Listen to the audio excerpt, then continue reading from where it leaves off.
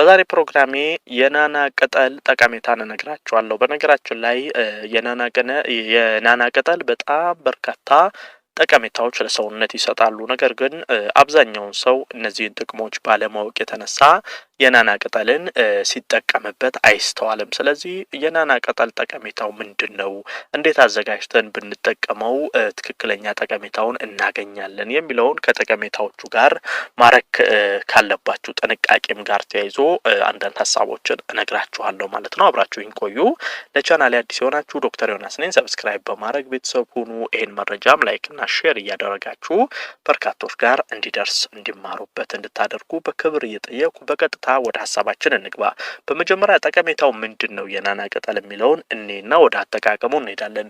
የመጀመሪያው የናና ቅጠል ጠቀሜታ ከዚህ ከአስምና ከመተንፈሻ አካላት ጤና ጋር ተያይዞ በተለይ ለመተንፈሻ አካላት ጤና የናና ቅጠልን መጠቀም በጣም መልካም ነው። አሁን አስም የሚያስቸግራችሁ፣ ተደጋጋሚ ጉንፋን የሚይዛችሁ፣ ሳል ድምጻችሁ የሚዘጋ ይሄ ከመተንፈሻ አካላችሁ ጋር ተያይዞ ችግር በሚፈጠርባችሁ ጊዜ የናና ቅጠልን በተለያየ መንገድ አዘጋጅታችሁ ብትወስዱ በውስጡ ያሉ ይዘቶች ይሄ የመተንፈሻ አካላት ጤናን የመጠበቁ ስራ እጅግ በጣም ከፍተኛ ነው። ስለዚህ አስማችሁ ሲነሳ፣ ጉንፋን ሲይዛችሁ፣ ይሄ የመተንፈሻ አካል ችግር ሲገጥማችሁ የናና ቅጠልን ብትጠቀሙ መልካም ነው። ሌላው ደግሞ ከቆዳ ጤና ጋር ተያይዞ ነው።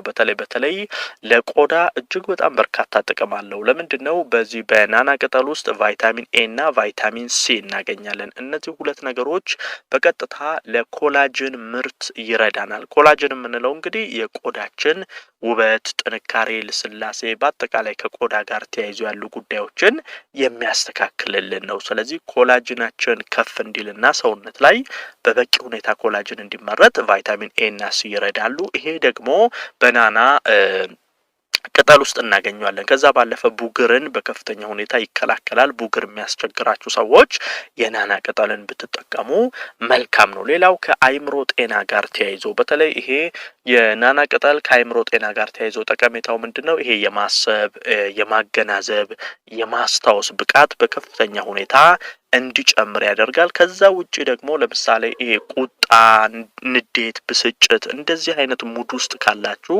ከእንደዚህ አይነት ስሜት እንድትወጡና እንድትረጋጉ ያደርጋል። ከዛ ውጪ ድብርትንም ያስወግዳል። ድካምን ደግሞ ያቀላል። ለምሳሌ ቀን ላይ በጣም አድካሚ ስራ ሰርታችሁ ወደ ቤታችሁ ስትገቡ የናና ቅጠልን በተለያዩ መንገዶች አዘጋጅታችሁ ብትወስዱ ይሄ ከነበራችሁበት የድካም ስሜት፣ የድብርት ስሜት፣ ስትረስ፣ የጭንቀት ስሜት እንድትወጡና ጥሩ የተረጋጋ ሙድ ውስጥ እንድትገቡ ያደርጋል። ስለዚህ ይሄ ለማሰብ፣ የማገናዘብ፣ የማስታወስ አቅምን ለማሳደግና ከሙድ ጋር ተያይዞ ያሉ የአይምሮ ጤናዎችን በከፍተኛ ሁኔታ የማስተካከል አቅም አለው። ሌላው ለአይናችን ጤናም እንደዚሁ የናና ቅጠል ይረዳናል። ምክንያቱም ቫይታሚን ኤ አለው ብያቸዋለሁ። ቫይታሚን ኤ ደግሞ ሰውነት ከሚሰጠው ጠቀሜታ አንዱ ምንድነው? ከአይናችን ጋር ተያይዞ ነው። በተለይ የእይታ አቅማችን በከፍተኛ ሁኔታ እንዲጨምር፣ የአይናችን ምስሎች ጤናማ እንዲሆኑ የማድረግ ከፍተኛ ስራን ይሰራልናል። ከዛ ባለፈ ከመጥፎ የአፍ ጠረን ጋርም ተያይዞ የናና ቅጠል ጠቀሜታ አለው። በተለይ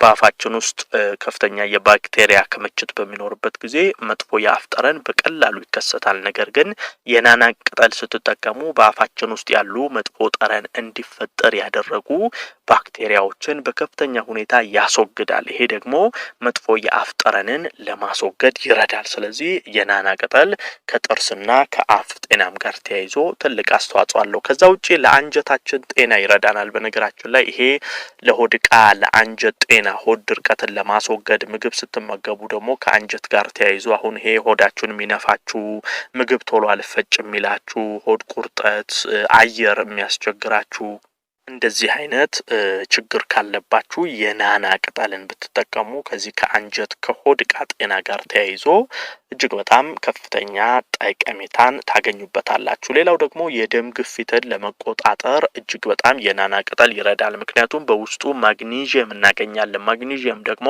በተለይ በየጊዜው ደም ግፊታችሁ ከፍ እያለ የምትቸገሩ ሰዎች የደም ግፊትን ለማስተካከል ለመቆጣጠር ይረዳችኋል። ስለዚህ ከዚህ ከደም ዝውውር ከደም ግፊትም ጋር ተያይዞ ትልቅ አስተዋጽኦ እንዳለው መታወቅ አለበት። ሌላው ለአጥንት ጤናም ይረዳናል። ምክንያቱም በውስጡ ፎስፈረስ እናገኛለን። ይሄ በናና ቅጠል ውስጥ የምናገኘው ፎስፈረስ በተለይ ለአጥንታችን ጤንነት እጅግ በጣም በርካታ ጥቅምን ይሰጠናል። ከዛ ባለፈ ደግሞ የጡት ህመምንም ያጠፋል። ይሄ በተለይ ጡት አካባቢ ህመም የሚሰማችሁ ሰዎች የናና ቅጠልን አሽታችሁ እዛ ጡት አካባቢ ብትቀቡ የዚህ ጡት አካባቢ የሚፈጠሩ ህመሞችን ለማስወገድ ይረዳል። ከዛ ባለፈ ከሰውነት ውስጥ መርዛማ ነገሮችንም ለማስወገድ ይረዳል። እንግዲህ ሰውነታችን ውስጥ መርዛማ ነገሮች በሚከማቹበት ጊዜ የተለያዩ የጤና እክል ውስጥ እንገባለን። ይሄም ከሰውነት ላይ መርዛማ ነገሮችን በማስወገድ ሰውነታችን በተለያዩ መርዛማ ነገሮች እንዳይጠቃ የመከላከል ስራን ይሰራል። ከዛ ባለፈ አለርጂንም እንደዚሁ ይከላከላል። እንግዲህ የናና ቅጠል በጣም በርካታ ጥቅሞች ነው ያሉት። በተለይ ይሄ ከአየር ለውጥ ጋር ተያይዘው የሚፈጠሩ አለርጂዎች አንዳንድ ጊዜ ወደ ሌላ ሀገር ስትሄዱ ወደ ሌላ አካባቢ ስትቀይሩ አየሩ በሚቀያየርበት ጊዜ አልስማማ ብሏችሁ ከአየር መለወጥ ጋር ተያይዞ የሚፈጠር አለርጂ ካለባችሁ የናና ቅጠልን ብትጠቀሙ እንደዚህ አይነት ከአየር ንብረት ለውጥ ጋር ተያይዘው የሚፈጠሩ አለርጂዎችን በከፍተኛ ሁኔታ ይከላከላል። እንደዚሁም ክብደትን ለመቀነስም ይረዳናል። በተለይ ሰውነት ላይ ያለ ከፍተኛ የስብ መጠን የኮሌስትሮል መጠንን የመቀነስ አቅም አለው። ከፍተኛ ውፍረት ያለባችሁ ቦርጭ ያለባችሁ ሰዎች የናና ቅጠልን ብትጠቀሙ ሰውነታችሁ ላይ የተከማቸውን የስብ መጠን በማስወገድ የደም ቧንቧ ላይ የተለጠፉ ስቦችን በማስወገድ ይሄ ክብደትን ለመቀነስ የተስተካከለ አቋም እንዲኖራችሁ የማድረግ አቅም አለው። ሌላው ከዚህ ከጸጉር ከራስ ቅል ጋር ተያይዞ በተለይ ፎሮፎርን በከፍተኛ ሁኔታ ይከላከላል።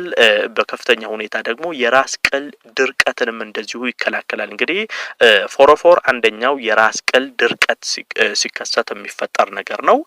ፎሮፎር በተደጋጋሚ የሚያስቸግራችሁ ሰዎች ከዚህ ከራስ ቅል ድርቀት ጋር ተያይዞ ጸጉራችሁ የሚሰባበር የሚረግፍ አላድግ ያላችሁ ይሄ ከጸጉር ጋር ተያይዞ የሚፈጠር ችግር ካለባችሁ ይሄንን